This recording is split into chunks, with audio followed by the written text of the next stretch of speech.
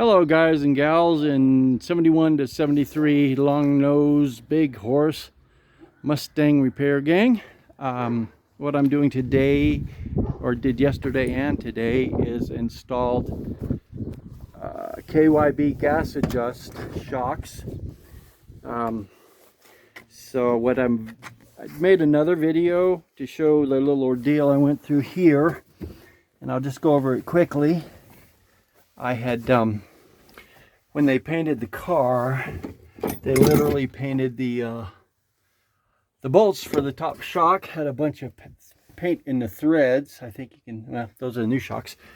And it's only me, so I didn't have anybody to hold the other side of the shock. So I had to, because the nuts wouldn't come off, they were all painted on. So what I had to do, most people won't, is I had to drill and I had to open this up so I could actually get 2 wrenches on it, the 9/16 for the nut and a 1/4 inch for the top of the bolts, so I could actually get the top nuts off there. So that was a pain in the butt, but that's all part of it.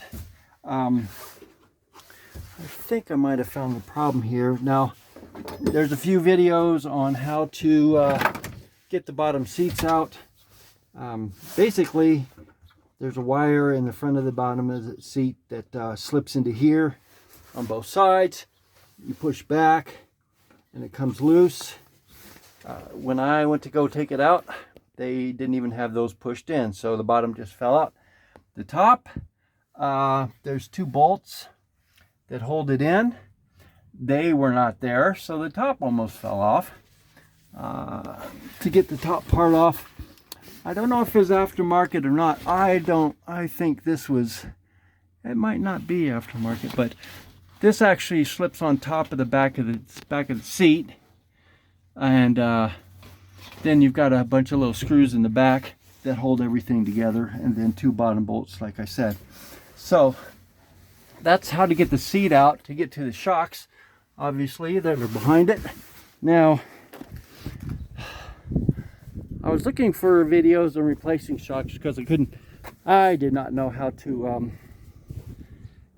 get the shocks out, or the seat, or whatever. So, and I found one video that actually had they were talking about the KYB gas shocks, and to put them in, they got really complicated. It took 2 guys, and they had to use a jack to push the shocks up and all that fun stuff.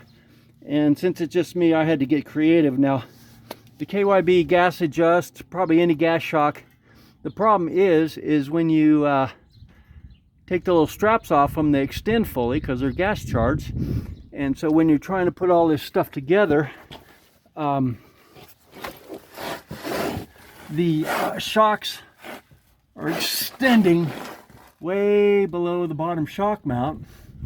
And since they're gas charged, they're like really difficult to, well, you just can't from this angle push them up to get them through the eye hole for the bottom of the shock.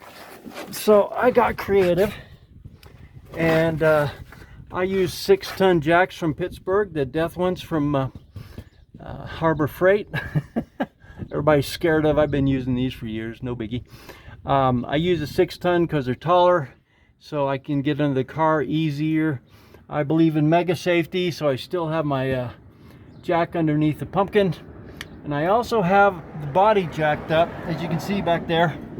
And I have 2 blocks of wood around the strongest part of the body in the back there. So that's actually supporting the car. What I did is it was pretty simple actually. And the secondary ones are just basically a safety feature for me, because I don't want to get squished by my car. Is what I did. Once you take the shocks out, slowly you can drop the pumpkin and rear axle basically, and it will come down, and you let it drop as far as down as it will go. And then I like to make sure I've got the stands underneath it. And what that does is there's only about 1 inch, maybe 1.5 inches of the shock sticking below the eyelet. So I'm 64 and I could do it. So it's not that hard to pull the gas shock up far enough to get it through the mounting hole on either side there. So It just took me to do it. So I just pulled them up, got them through there, and then basically it's just tightening down all the bolts. And once you do that, then you can take all the jack stands out and you can get the back of the car on the ground. So hopefully this will help you guys. If you're doing the KYB GAs-A Just, I like those guys. They're really good shocks. I've been using them on all my different Mustangs and really happy with them. So hopefully, I hope this helps. hopefully, that I help someone out there, especially with the gas shocks, to make it a little bit easier to install, and you can do a one-man job. Just be careful underneath the car. You can't be safe enough holding the car up in the air. So hope this helps, guys and gals. Have a good one.